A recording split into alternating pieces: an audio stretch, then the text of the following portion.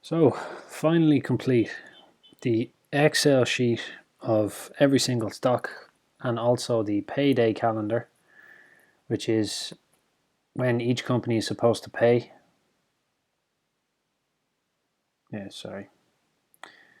Yes, both of these are finally complete. It took me a long time, but better late than never. So if you plan on using these, I have left a link for Google Sheets for each one. I'll leave it in the description down below. But the general idea of this is obviously the industry, the country, the sector. Now, some of them will say like Canada, say for example over here. This part will be pretty useless to you. It's just what I've received from each company. But say here, red, Canada. Now, I cannot access the Toronto Stock Exchange. So these are still on US markets, but just based in Canada. Now it's not going to be 100% accurate because it's done manually, so there's always room for human error.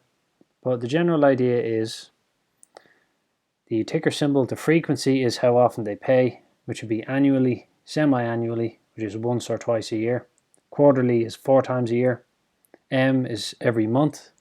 And I think I have one single company that pays 3 times a year. Yeah, thrice annually or triannually. I think that's the only one. So all of this stuff is quite simple. Over here is just the breakdown videos, which also won't really be any use to you. Now this part here, money in, is how much I have invested in each stock, and it is not up to date because I have to go through the entire portfolio to update it. And I'm going to wait until the end of the month because I plan on being as frugal as possible and investing a massive amount at the end of the month. Hopefully €1 into every company. So it will be a lot, it'll be about €600. But money invested is just how much I have in. This part, I would advise you to make for your own if you have a lot of stocks that you have to keep track of. This part, money out, it should be called returns of capital. And the reason I didn't is because this section is how much the return of capital is per share that they pay. But this is how much I've had taken out of what I have invested. Because if you don't know, a return of capital is just a tax-free return of some of the money you've put in. It doesn't get taxed with your ordinary dividends. So this is up to date, ordinary dividend. This is how much each company paid per share as of the most recent dividend payment.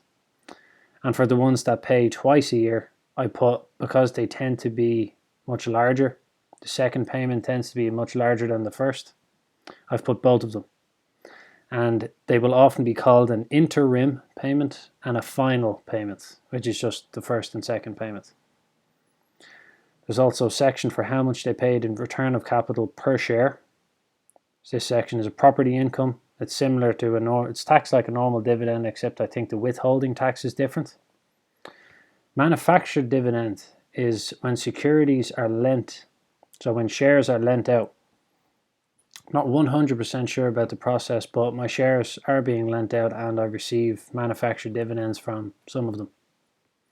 Demerger is also sometimes when a demerger happens. I know if you've been here for a while, you may have seen, even in the last couple of days, one company can be broken to create two, but sometimes they just pay cash. Like they'll sell a massive chunk of their company and then distribute some of that profit instead of creating a separate entity.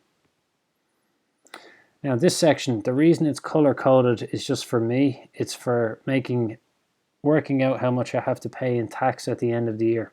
Makes it much easier for me. So the UK, now this is actually handy for anyone who's on the Irish tax system for dividends. At the end of the year on your tax return, the revenue, which is the tax office, they will want the net that you received in euro from UK companies. They want the gross in euro from, I think, Irish companies. As for European ones that pay in euro, I think they just want the total as well, the net. But the US, they want the gross in dollars. So I've actually been filing my taxes wrong, but thankfully in 2 years it's accumulated to €150, so I'm not going to be having my door kicked in anytime soon. I just need to do it differently from now on. But if you plan on investing in any of these companies, or just want to have a massive spreadsheet of dividend stocks that you can look at, this is down in the description. It'll also be interesting as the years go on to keep ones like this that are sanctioned or delisted or anything like that. This green color coded also is out of date, but it's just for ones that have gotten to over €10, which will be a lot more than is listed here, thankfully. But that's basically it for the Excel sheet of all the stocks. And the second part is the what I call the payday calendar. This is when each company is supposed to pay a dividend. So January 1st, I know it sounds kind of confusing. This is the first week of January. Second week, third week, fourth week. And I didn't put the fifth week because I just kind of rounded it off to make it easier. So on the first week of January, there should be 41 dividend payments. The second week of January should have 39, so on and so forth. Over here is the quarter. So in the first quarter, which is January, February, March, I'm looking at around 545 dividend payments, if everybody pays when they're supposed to. And it would be quite handy, this one for you, if you wanted to kind of select when you wanted to receive a dividend. So you could look at each week, say you want to receive a dividend once a week or twice a week or anything like that. You can go down through these and see which ones you like or which ones are the best. Also over here, there's a few that I have yet to find. Some of them might not pay dividends at all or very irregularly, but there's not too many. But if every company pays when it's supposed to, it's about 2,320 dividend payments per year, which is pretty nice. Bearing in mind there will be none received on Saturdays or Sundays because the market's closed. So I'll link the two of these down below and you can have a look through them if you want.